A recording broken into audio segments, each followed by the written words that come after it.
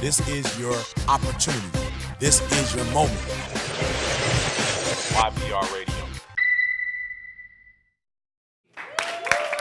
What up, what up, what up? It's your boy E.T. Welcome to another edition of YPR Radio. I am excited. Okay, let me tell this story. Devon, if you don't mind, I just got to tell a story, all right? So I'm at the BMW shop the other day, all right? My wife's BMW's over the mileage, got to get some stuff fixed, right?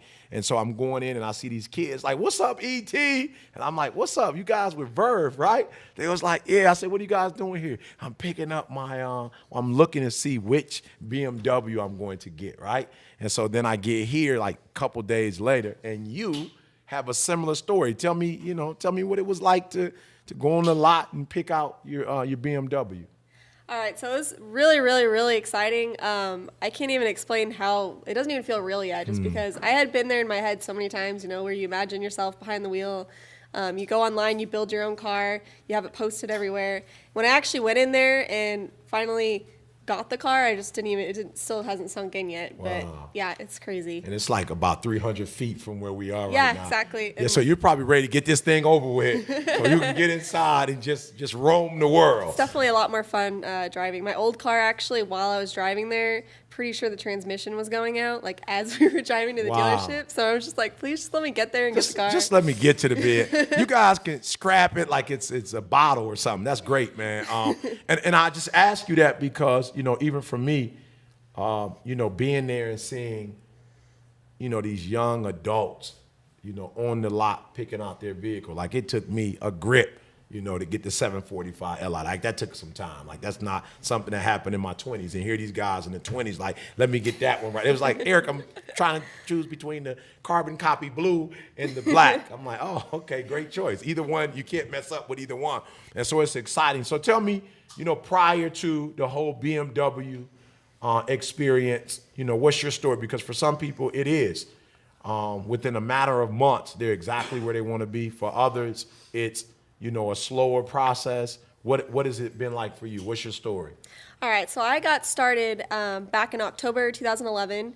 I had worked my way up in the veterinary fields. I wanted to be a veterinarian, worked a lot in different hospitals, and I was working with these vets that were really, really broke, paying back thousands of dollars every month for their student debt. Not just broke, really broke. Yeah, no and doubt. They were miserable because they thought they were doing what they loved, but it's really, really hard. Like I heard earlier, it's really, really hard to do what you love when you can't even afford to like pay back your loans or even live. So basically, I had to make a decision. I really didn't want to go that route anymore.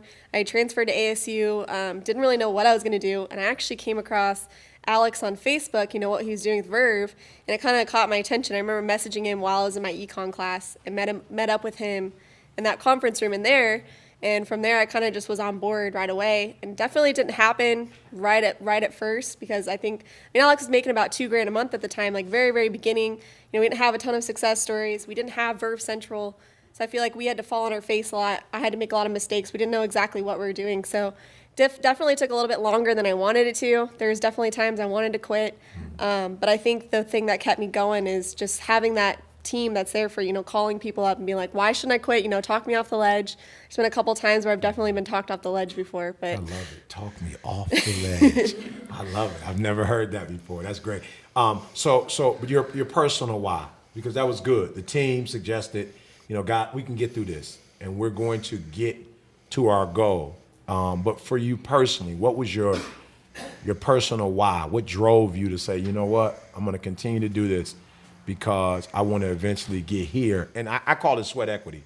Like sometimes you have invested so much, like you can't quit. You can't give up because you've invested too much. Exactly. Like I was in the hole like almost $3,000. And I was like, there's no way I can quit because there's just no way I can just do all this, spend all this time doing this. And, I was seeing success stories all around me. So I knew there wasn't anything different about them and me. So I knew it was just possibly just a matter of time. But I think the biggest thing that kept me going was, I've heard it multiple times, just there's nothing else out there. So I kind of was just at a spot where I watched my mom struggle financially. She actually made it in the world. She was a single mom. We got a really, really good childhood, but she got laid off, was making $12 an hour at age like 50, and wow. She can't retire. So I kind of just saw that and I was like, okay, I have to do something different. I just have to continue doing this because there's nothing else I can possibly do. So that's kind of what kept me going. But I also have like really, really big dreams that, need a lot of funding. So Oh, absolutely. that definitely kept me going. Yeah, that's too. always good, right? Yeah. So give me that aha moment for you. You know, that aha moment when you said, you know what, this experience that made you say, this is real, you know, and not only is it real, if I continue to pursue it, everything else that I want to eventually become real, it will happen as well.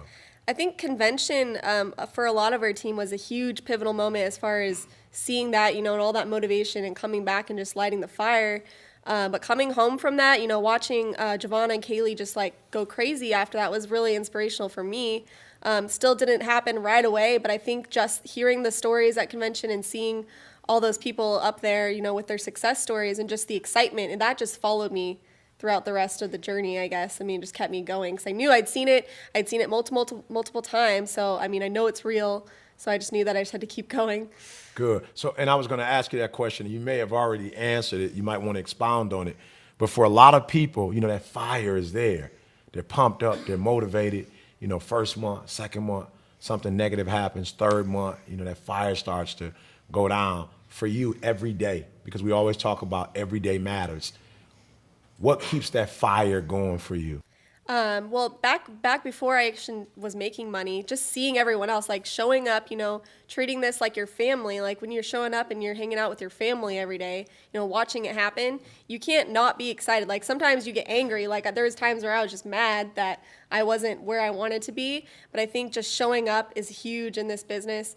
And, you know, making your team your family. What keeps me going now is just the team I have and keeping them strong, you know, not letting anyone quit and just kind of keeping them together. And, you know, when you hang out with them all the time, you make them your family. I mean, it really drives me every day to see them succeed because I have such close relationships with them now. Good. All right. And so just before, I know we've got a couple individuals we're going to interview. But before we go there, I'm just curious as to, you know, you talked about the BMW, but outside of that, how has partnering up with Vemma, how has that changed who you are as a person, how you think, or maybe just your life in general?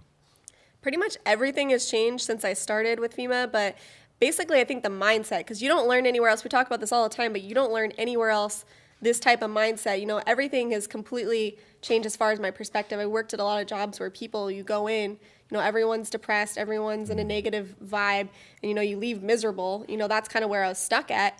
And then when I'm with these people, it totally switched my mind to where I notice when people are stuck on the negative vibe. Like I notice people and the way they look at things, and I look at things 100% differently. Like as in, people usually believe that they don't believe that they can get where they want to go. They feel like they're stuck and they don't believe they can have anything more. And now I look at everything and I feel like it's believable. Like you hear the stories at first, like you hear making $100,000 a month at first and you think it's crazy and it's ridiculous. And now I honestly believe that I could potentially be there and I know I can do it. And before that was something that was totally out of the question. Like never would have thought I could do something like that. So I think my mindset 100% changed. I've grown as far as leadership skills. Like I never used to be able to just get up and talk to people, even random people, or even just build leaders. But everything has changed as far as I've grown so much as a person more than with anything else I've ever done. So. Wow, that's great. Okay, so we're gonna go to the phone line. I know you have at least two people that we're gonna interview. So let's start with Nick. Give us some background on Nick. Nick Patak. So a lot of people know him. He's a very, very strong leader, very, very like energetic person.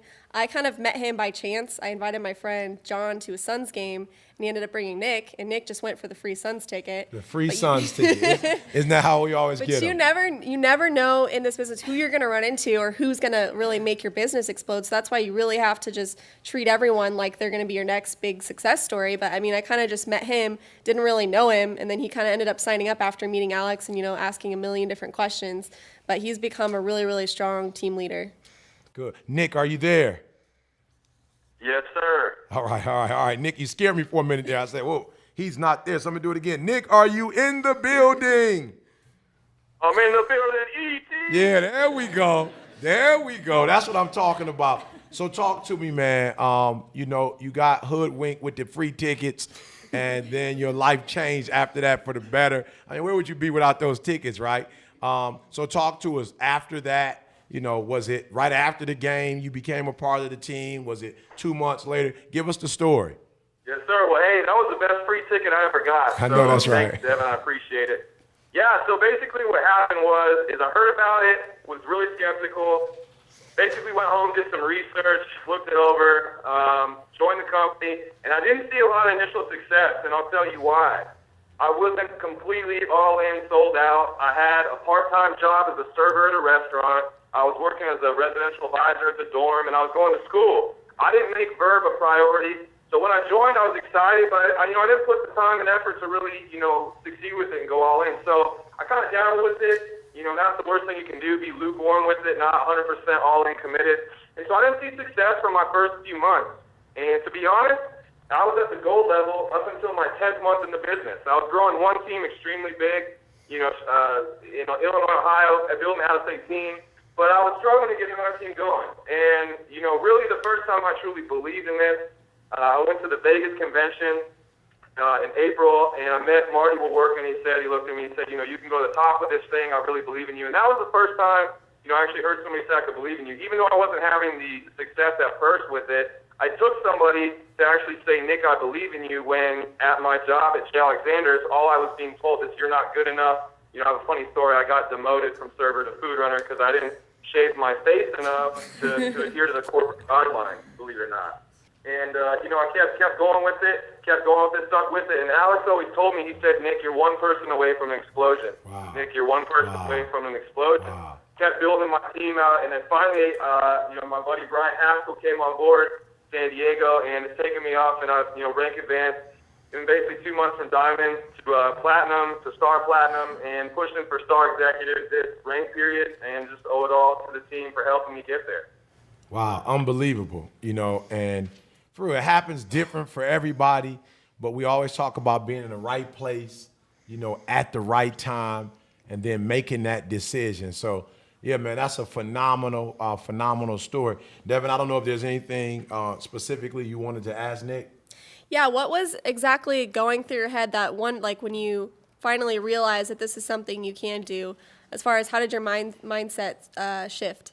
Yeah, well, absolutely. EC, you helped me a lot with the mindset shift, and I think the biggest thing was that a lot of us get captivated by fear. It's the acronym, false evidence appearing real. Absolutely. And I really believe that whatever I was being captivated by, I couldn't do it. And finally, I had this moment. I remember the exact time and day I was at Alex's condo, and all of a sudden I just snapped, and I thought to myself, this works for him, this works for everybody, this is working for a lot of people. I just have to go out and do something and step outside of my comfort zone to get where I want to go. I called about 10 different people on my phone, those people that I was really scared to call, the people I knew would quote-unquote say no.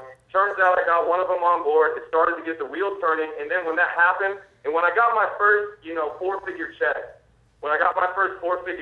about like $1,600, I thought to myself, I was like, whoa, that would have taken me 3 to 4 months at J. Alexander's to make that. That's when I started to realize what it validated in my head. I said, the road I'm going on with Devon and everybody in Vemma, this great company, I said, this is exactly, I'm at the right place, right time, like you say, EC, and I finally, sold out 100% committed. I said, it's time to just go to work, just put everything you have, that sweat equity you talked about. That moment when I just stepped out of the comfort zone completely, stopped doing the same thing over and over again, and really just pushed myself, that's when I did it. Wow, that's phenomenal. I mean, you represent just being able to overcome your fear. Like, I don't even know if you really realize, I mean, you may never, just how much courage it takes, to look your fear in the face and say, I'm not going to allow you to control me. I'm not going to allow you to steal or rob the potential of what I can be. So I just want to congratulate you, Nick. Just one quick question, though, before the conference. What's your goals? My goals, I have some personal goals, which are to get to presidential by convention for Vemma, but it's not about me, it's about my team. I'm trying to take Brian Haskell to star executive, his wife Rebecca Haskell to executive by our convention. Wow. And I'm going to Florida. You gave that shout out on Boxer to everybody in Florida. I'm trying to make Florida, the biggest team out there in the YPR, take them from about 15 to about 500 in 2 months. And all I can say is, man, that I can't thank you enough for the mindset change you've helped instill in me. I watch your stuff religiously, man. It's what's helped me get there. So those are my goals. And just to help making this thing the biggest thing we've ever seen. It's unbelievable. Well, you got to go presidential because you can't make me look bad, all right? If I'm fueling you, I got it. We got to make this thing happen. Hey, text me privately. I need to give you some tips, all right? All right, well, good, man. Thank you. Love that. Look, hey, we'll make sure we make it happen then. Look, I'm looking forward to seeing you. Phone conversation is great, but I'm looking forward to seeing you in Vegas. Yes, sir. All right, take care of yourself, man. All right, so we're running out of time, but I think we've got Dylan. Dylan, are you with us?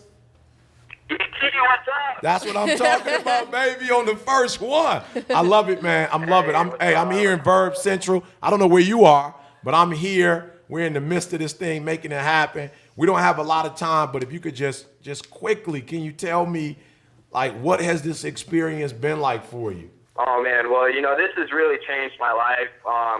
Devon, she's really helped me through a lot. In this business and just life in general, I had a lot go down when I was in college with my parents being in a motorcycle accident and stuff like that. I had a lot of stuff put on my plate. And, this business has really helped me grow in relationships and have friends and just life experiences that I never would have had in the workplace, working a job that I had for 5 years that I really did love. But, this is just totally different, a way better opportunity to make a lot more money, and I absolutely love it. Good. Dylan, Devon, any questions for Dylan? Yeah, I mean, where did you see yourself going before, I guess, Vemma came into your life, as far as how much has your life changed as far as where your goals were and everything? Well, I mean, for me personally, like a lot of the other kids, college students, whatever, I was going to school, I was really into sports, whatever, thought I wanted to do exercise science, just really wasn't what I thought it was going to be, ended up switching to a business degree, and like I said, parents were in a motorcycle accident, so I had to move home.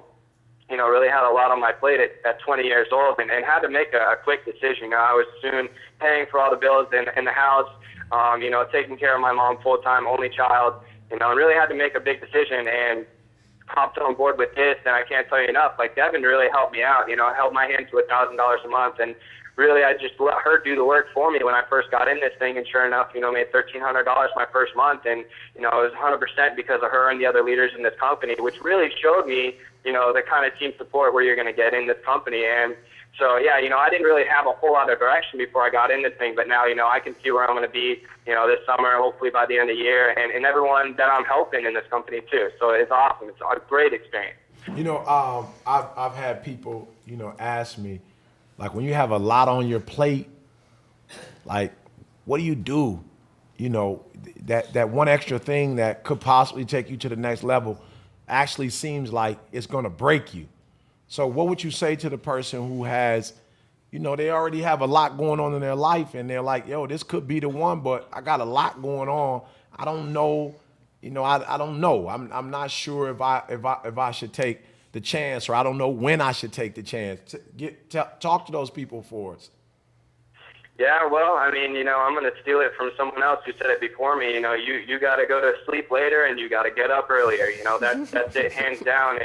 And good opportunities are going to come knocking at your door all day long. But if you don't have an open line to actually hear them out, and to all the new people out there thinking about it, whether you're not on the fence or if you're wanting to get in, whatever, this thing does work. The success stories are there. And for the people that got a lot of stuff going on, what are you going to do different to get yourself out of that situation? Because, with my situation personally, I had, some insurance, whatever, but, money only stays around for so long unless it's coming in. And this is, we all know it's residual income. And that's what I needed. That's exactly what I was looking for. And I was blessed enough to have that come into my life. So, for that newest person, get educated on it. Go talk to somebody that you know. If not, find out about, a meeting or some type of conference call with Alex Morton, the leaders, whatever, and, get educated on it and really get a game plan together. That's what it's about. What's your goal by a convention? I think I'm probably going to be star exec. I'd really love to have a black chair. So we'll see. I'd love to be presidential for sure. Good. Well, hey, it can happen. I always say it.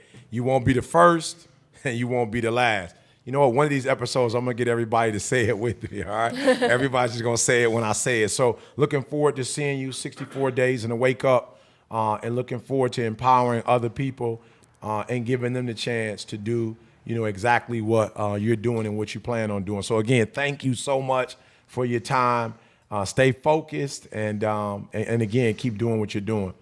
All right, this is it. Thank you, guys. I appreciate it. All right, it's the 2-minute drill. This is it. Like, once the clock goes off, it's off. We won't get to do this again. It's just the open mic, and those people who are new or those people who, are kind of, indecisive and they don't really know what they should do, here's your chance to convince them. Well, I really think that most people, they hear this, they want it. They do really want what we're telling them they can have.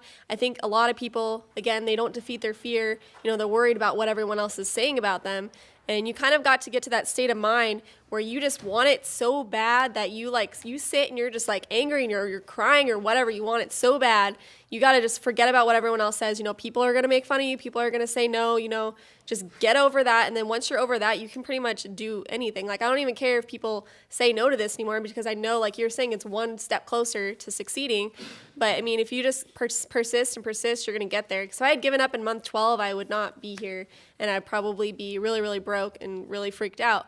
But just basically, just don't care what anyone thinks. Do what your heart tells you to do. Just go for it. And you have to go all in with everything in your life. And you could die tomorrow and you never really lived any day of your life. So just go for it. Do what you want to do. Good. You heard it best. I like to try to top that, but you said it. It's about putting 120% in. And I think for a lot of you, that's the problem. You've never put 120% in anything. And so a lot of things you say they don't work, well, it's because you haven't worked them. And so here's an opportunity. It's probably one of the easiest, ways to be successful. Why? Because the foundation has been laid, the blueprint is there, the success stories are there, the support is there, come on. It's there. You it's just gotta there. want it bad enough. And you've got to show up. Mm-hmm. And so you're sitting there kind of wondering, I don't know, Eric. You've heard me say it before. I will continue to say it over and over and over again. Insanity is doing the same thing, expecting different results. So just do something different, because if you do different, you'll get different. And it's not rocket science. You do different, you get different. So I just want to encourage everybody, hey, stop complaining, stop whining. Stop whining, all right? Get in the game. You cannot win the game if you're not in the game. Get in the game, give yourself a chance to win, and make the rest of your life the best of your life. Once again, it's your boy E.T. with another special edition, because of Devon, another special edition of YPR. I'll see you on the next edition.